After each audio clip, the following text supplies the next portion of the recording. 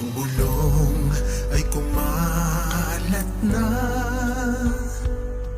isa ang nais nila, isigaw ang nadarama. Pilipinas muling magsama-sama.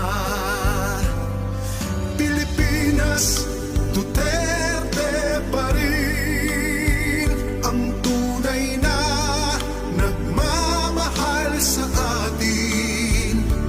Laban niya ay laban